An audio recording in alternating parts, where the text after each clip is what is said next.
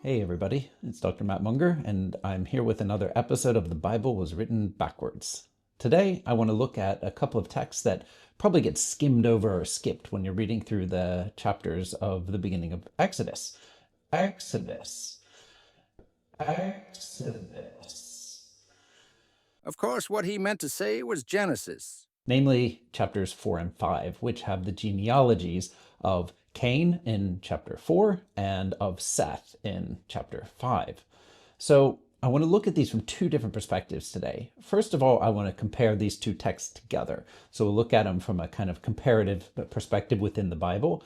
And then we're going to look at some Sumerian parallels that might help us understand a little bit about how ancient peoples were thinking about the time that is as far back in history as you can go. We'll begin by looking at the texts. First of all, Genesis 4, 17 to 18 lists the names of Cain's descendants. Cain knew his wife, and she conceived and bore Enoch. And he built a city, and named it Enoch after his son Enoch. To Enoch was born Irad, and Irad was the father of Mehujael, and Mehujael the father of Methushael, and Methushael the father of Lamech. The second text, Genesis 5, 1 through 32, is much longer, containing the generations between Adam and Noah. Whereas Genesis 4 only listed the names, Genesis 5 lists the names and the ages of the patriarchs when they fathered their first child, the number of years they lived after that. Instead of reading through the whole chapter, here's a list of the names of these fathers, often called the antediluvian or pre-flood patriarchs, with their ages. We see here that the patriarchs lived a long time. Most were well beyond a normal lifespan when they fathered their first child and lived far longer than anyone else in history.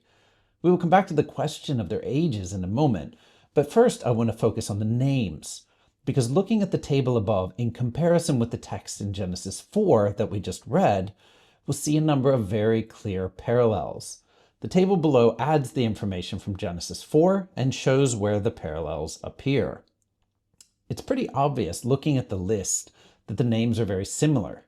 Cain closely parallels Canaan, Enoch and Lamech are identical in the two lists, and Irad, Jared, and Mahulal, and Mahalalel, and Methushael, and Methuselah are essentially the same names, but with just minor phonological changes.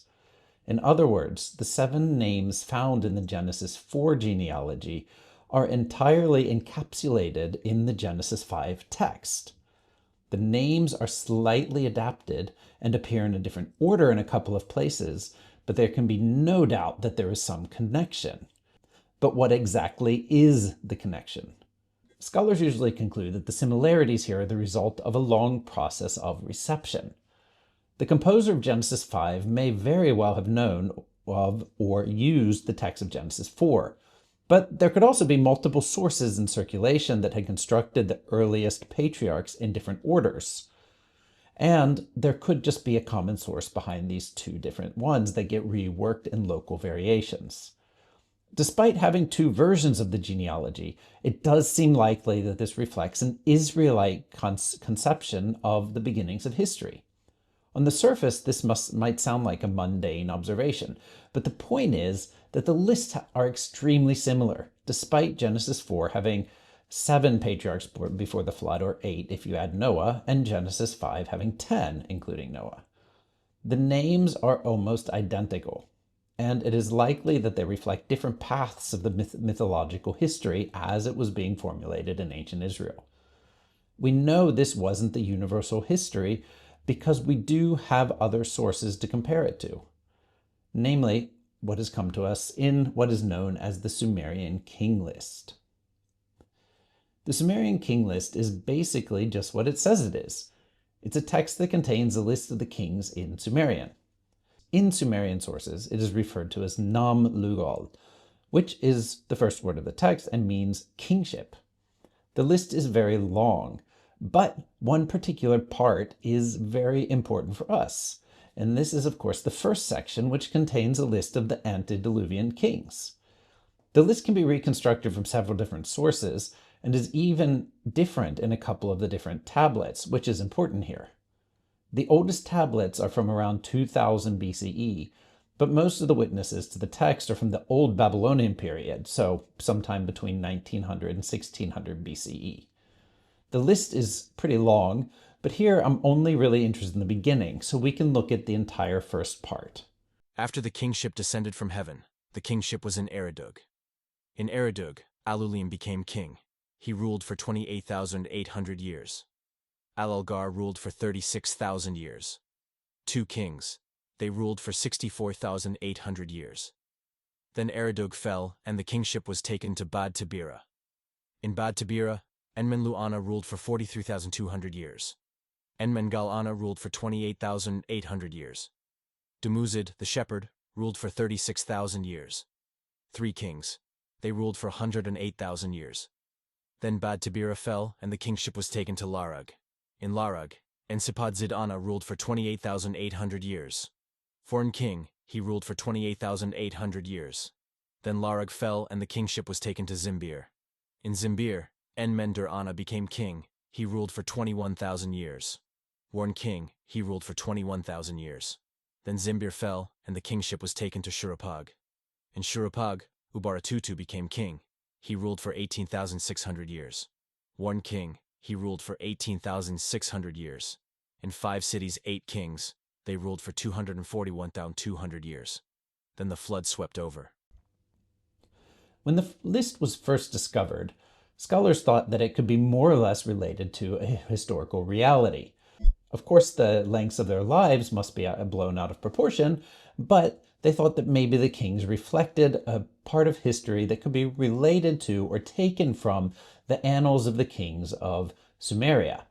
More recently, scholars have been more careful, as we have no other real confirmation of the names of these kings or their reigns. There are also a couple of other reasons to be skeptical here. First of all, one of the kings is better known as a god. Dumuzid, spouse of Inanna, and the god of milk and shepherds, is mentioned here as Dumuzid the shepherd. He's even mentioned in the Hebrew Bible in Ezekiel 8:14 and 15, where his Hebrew name Tammuz is used. Second, the kings in the king list are described as having ruled many thousands of years. This is obviously problematic from a historical perspective, but is interesting when compared with Genesis. So let's look again at the table from Genesis, this time adding the kings from the Sumerian king list. It is immediately clear that these antediluvian kings and patriarchs lived comparatively long lives. Also, the reigns of the kings span the entire time from creation up until the time of the flood hero. The numbers are clearly different, with the Babylonian being super long. In the majority of the witnesses to the Sumerian king list, there are these 8 kings before the flood. Interestingly, the tablet called WB62, currently held in Oxford at the Ashmolean Museum.